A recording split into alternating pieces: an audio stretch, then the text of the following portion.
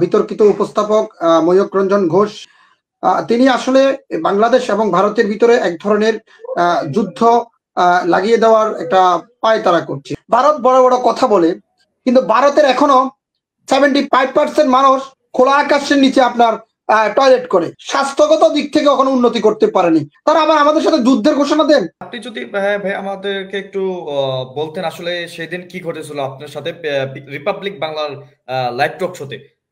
দেখেন, আমি যদি আপনাকে বলতে চাই, বিতর্কিত উপস্থাপক ময়ূক রঞ্জন ঘোষ তিনি আসলে বাংলাদেশ এবং ভারতের ভিতরে এক ধরনের যুদ্ধ লাগিয়ে দেওয়ার একটা পায়তারা করছে। আর এই যুদ্ধ লাগিয়ে দিলে মাঝখানে ময়ূক ঘোষের যে উপস্থাপনা আছে, সেখানে ময়ূক ঘোষ এবং বিজেপির যে নেতৃত্বাধীন সেখানে শুভেন্দু অধিকারীর একটি বিরোধী দলের নেতা হিসাবে আছেন, তাদের একটা বড় ধরনের আর্থিক সুবিধা আছে।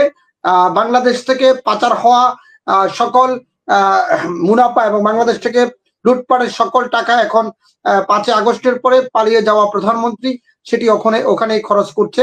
নাহলে আপনি দেখেন গত 17 বছর আমাদের দেশে গুম হয়েছে, খুন হয়েছে, বছরের পর বছর, মাসের পর মাস মানুষ আয়না ঘরে ছিল। আর সেই আয়না ঘরে থাকা অবস্থায় কখনো 3টি ভুয়া নির্বাচন হয়েছে, অবৈধ নির্বাচন হয়েছে। কখনো কই ভারতের গণমাধ্যমগুলো, ভারতের কোনো ব্যক্তি, ভারতের কোনো রাজনৈতিক মহল এই বিষয়টি নিয়ে কখনো সোচ্চার বা উদ্বেগ প্রকাশ করেননি। কিন্তু যখনই 5 তারিখের পরে স্বৈরাচারী শেখ হাসিনা পতন হয়েছে, তখনই আপনার কেন জানি আপনার যে ভারতের মন খুব কেঁদে উঠলো, আবেগ খুব জেগে উঠলো, তাদের বিপ্লবী কথাবার্তা শুরু হয়ে গেল। তাও আবার কি যে বাংলাদেশ এবং ভারতের ভিতরে উচ্ছৃঙ্খল এবং পরিবেশ তৈরি করার জন্য, উভয় দেশের ভিতরে যে একটা সুসম্পর্ক সামনে থাকবে বা থাকার কথা আছে, সেটি নষ্ট করার জন্য একটা পায়তারা করছে।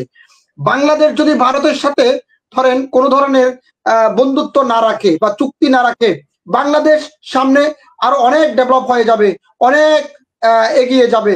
কিন্তু আপনার ভারত যদি আমাদের সাথে কোনো কারণে চুক্তি বা লেনদেন না করেন, তাহলে দেখা যাবে কি ভারতের লোকজন না খেয়ে আসছে। কারণ আমরা যে পরিমাণ কস্টিং, আমাদের যে পরিমাণ আমরা বাণিজ্য করি, যে পরিমাণ আমাদের কি কয় আপনার বাণিজ্যিক চাহিদা, সেটি ভারতের নাই।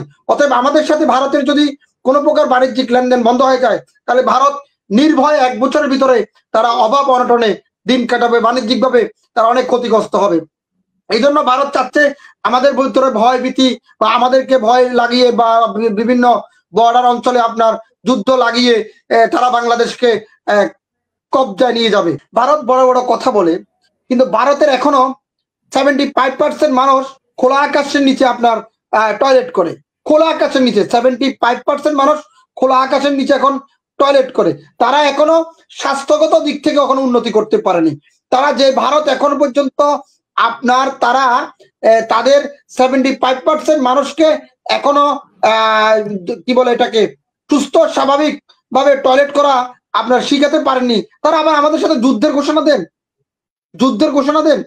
আগে নিজের চরিত্রকে নিয়ে কথা বলতে হবে, তাদের চরিত্র ঠিক আছে কিনা।